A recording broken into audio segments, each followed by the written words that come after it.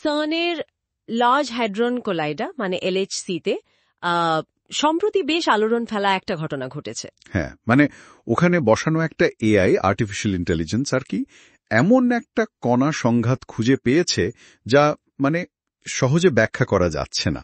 ঠিক। আর প্রশ্ন উঠছে, এটা কি তাহলে প্রকৃতির কোনো অজানা পঞ্চম মৌলিক বলের মানে প্রথম কোনো ইঙ্গিত? একদম। এই প্রশ্নটাই এখন বিজ্ঞানীদের মধ্যে ঘুরছে। আজকের এই বিশেষ আলোচনায় আমরা ঠিক এই বিষয়টারই গভীরে যাব। আচ্ছা। দেখব কিভাবে এই এআই কোটি কোটি ডেটা ঘেটে এই অদ্ভুত ঘটনাটা ধরল, আর কেনই বা এটা নিয়ে এত হইচই। আমাদের আজকের আলোচনাটা ইউটিউব চ্যানেল স্পেশালাইজের একটা রিপোর্টের উপর ভিত্তি করে। বেশ, তাহলে আমাদের লক্ষ্য হবে এর পেছনের বিজ্ঞানটা বোঝা, এর মানেটা কি হতে পারে, আর বিজ্ঞানীরা কেন একই সাথে এত উত্তেজিত, আবার খানিকটা সতর্ক, তাই না? ঠিক তাই। চলুন শুরু করা যাক। ব্যাপারটা হলো, এলএইচসি-তে কণাগুলোকে অমসন জোরে, মানে প্রায় আলোর গতিতে ধাক্কা দেওয়া হয়। এরকমই এক পরীক্ষায় 4.8 টেরা ইলেকট্রন ভোল্ট মানে টিইভি শক্তিতে। এটা তো বিশাল শক্তি, তাই না, কণা পদার্থবিদ্যায়? হ্যাঁ, অনেক বড় একক। তো ওই শক্তিতে এক বিশেষ ধরনের কণা ক্ষয় মানে পার্টিকেল ডিকে দেখা গেছে। একটা বেশ ভারী উচ্চ শক্তির মিউয়ান তৈরি হয়েছে, আর তার সাথে কিছু কণার জেট। কিন্তু এখানেই তো মানে আসল খটকাটা। আমাদের জানা ফিজিক্স, ওই স্ট্যান্ডার্ড মডেল, সেটা অনুযায়ী তো এমনটা হওয়ার কথা নয়। একদমই না। স্ট্যান্ডার্ড মডেল বলে এরকম ঘটনা ঘটার সম্ভাবনা প্রায় নেই বললেই চলে। আর সবচেয়ে মজার ব্যাপার হলো যে এআই সিস্টেমটা ডেটা দেখছিল, হ্যাঁ, সে নিজেই এটাকে চিনতে পারেনি। রিপোর্টে বলা হয়েছে, এআই কার্যত বলেছে, এটা কি রে বাবা, আমি তো বুঝতেই পারছি না। মানে এটা একটা সত্যিকারের ব্যতিক্রম, যাকে বলে অ্যানোমালি। ও, তার মানে ওকে যা শেখানো হয়েছিল তার বাইরে কিছু একটা ঘটেছে। একদম। আর পরিসংখ্যানের দিক থেকে এর গুরুত্ব হচ্ছে 2.9 সিগমা। 2.9 সিগমা, মানে এটা দৈবক্রমে ঘটার সম্ভাবনা কেমন? মানে ধরুন কোনো কারণ ছাড়াই এমনি এমনি ঘটে যাওয়ার চান্স 1000 বারে একবার। আচ্ছা, এটা তো আবিষ্কার বলার জন্য যথেষ্ট নয়, তাই না? কণা পদার্থবিদ্যায় তো আরো বেশি লাগে। হ্যাঁ, নিশ্চিত হতে 5 সিগমা লাগে, কিন্তু 2.9 সিগমাও এমন কিছু যা বিজ্ঞানীরা ফেলে দিতে পারছেন না। মানে যথেষ্ট কৌতূহল উদ্দীপক। ব্যাপারটা ইন্টারেস্টিং যে এআই নিজেই বুঝতে পারল না। তার মানেটি ওকে শুধু স্বাভাবিক কি সেটাই শেখানো হয়েছিল?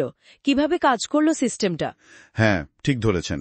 এখানে আর্গন ন্যাশনাল ল্যাবরেটরি আর সার্নের অ্যাটলাস এক্সপেরিমেন্টের গবেষকরা একটা বিশেষ নিউরাল নেটওয়ার্ক ব্যবহার করেছেন, যার নাম অটো এনকোডার। অটো এনকোডার, এটা কি রকম? এটা আসলে এমন একটা সিস্টেম যা মূলত স্বাভাবিক ডেটার প্যাটার্ন শেখে। মানে যেটা সাধারণ, যেটা স্বাভাবিক, সেটা চিনে নেয়। আচ্ছা। তারপর যদি এমন কিছু সামনে আসে যা ওই শেখা প্যাটার্নের সাথে মেলে না, হ্যাঁ, সেটাকেও অস্বাভাবিক বা ব্যতিক্রমী বলে ধরে ফেলে। একদম। ওকে আগে থেকে বলে দিতে হয়নি যে ঠিক কি খুঁজতে হবে, ওকে জাস্ট স্বাভাবিক জিনিসটা শেখানো হয়েছে। বাহ, তার মানে ওকে মোট ডেটার সামান্য অংশ দিয়ে ট্রেনিং দেওয়া হয়েছিল। হ্যাঁ, মাত্র 1% ডেটা দিয়ে ওকে শেখানো হয়েছে স্বাভাবিক কণা সংঘাত কাকে বলে। তারপর যখন বাকি 99% ডেটা বিশ্লেষণ করতে দেওয়া হলো, তখনই এআই এই 4.8 টেরাবাইট টেরবির ঘটনাটা খুঁজে পেল, কারণ এটা ওর চেনা কোনো স্বাভাবিক প্যাটার্নের মধ্যেই পড়ছিল না। এখানে গুগলের নামও আসছে শুনলাম। ওরা কি সরাসরি যুক্ত ছিল? না, সরাসরি যুক্ত নয়, তবে সম্ভবত ওদের টেনসরফ্লো ফ্রেমওয়ার্ক ব্যবহার করা হয়েছে। আর ধরুন, এআই জগতে গুগল ডিপ মাইন্ডের তো একটা নাম আছে, সে কারণেও হয়তো নামটা আসছে। ভাবা যায়, পঞ্চম মৌলিক বল, মানে যদি এটা সত্যি প্রমাণিত হয়, মহাকর্ষ, তড়িৎচুম্বকত্ব, সবল দুর্বল নিউক্লিয় বল, এই চারের বাইরে কিছু একটা। হ্যাঁ, গত 100 বছরে এমন কোনো মৌলিক বলের খোঁজ মেলেনি। এটা যদি সত্যি হয়, তাহলে তো যাকে বলে বিপ্লব। পুরো পদার্থবিদ্যাকেই তো নতুন করে ভাবতে হবে তাহলে। সম্ভাবনাটা আসলেই বিশাল। এটা হতে পারে জি প্রাইম বোসন বলে একটা নতুন কণা, যাই নতুন বল বহন করে। অথবা অন্য কিছু, ডার্ক ম্যাটার। হ্যাঁ, সেটাও হতে পারে। ডার্ক ম্যাটারের সাথে কোনো সংযোগ, বা প্রকৃতির কোনো অজানা সিমেট্রি বা প্রতিসাম্যের ইঙ্গিতও হতে পারে। যদি নিশ্চিত হওয়া যায়, স্ট্যান্ডার্ড মডেল নতুন করে লিখতে হবে। কি জানে, হয়তো অজানা প্রযুক্তির দরজাও খুলে যেতে পারে। কিন্তু আমার কাছে সবচেয়ে গুরুত্বপূর্ণ মনে হচ্ছে অন্য একটা দিক। এই যে আবিষ্কারটা, মানে সম্ভাব্য আবিষ্কার, এটা তো কোনো থিওরি থেকে আসেনি, ঠিক। বরং এআই নিজে থেকে ডেটার মধ্যে একটা প্যাটার্ন খুঁজে পেয়েছে, যা হয়তো মানুষের চোখে পড়তই না। এটাই কি ভবিষ্যতের পথ দেখাচ্ছে? নিঃসন্দেহে এটা একটা বিরাট ব্যাপার। এই পদ্ধতিটা মানে আনসুপারভাইজড লার্নিং, এটা খুবই শক্তিশালী। তবে উত্তেজনার পাশাপাশি বিজ্ঞানীরা কিন্তু ভীষণ সতর্ক। ওই 2.9 সিগমার জন্য, তাই তো?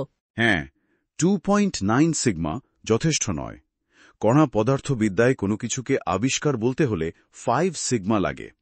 মানে ঘটনাটা দৈবক্রমে ঘটার সম্ভাবনা হতে হবে প্রায় ধরুন 35 লক্ষ বারে একবার। আর অতীতেও তো এরকম হয়েছে, আশা জাগিয়েও পরে ভুল প্রমাণিত হয়েছে। অবশ্যই, অনেকবারই এমন হয়েছে। খুব আকর্ষণীয় সিগন্যাল দেখা গেল, কিন্তু পরে দেখা গেল ওটা আসলে ডেটার ওঠানামা, মানে স্ট্যাটিস্টিক্যাল ফ্লাকচুয়েশন। এই গবেষণার যিনি প্রধান গবেষক ড সার্গি চেচেনভ, উনি নিজেও কিন্তু খুব সতর্ক।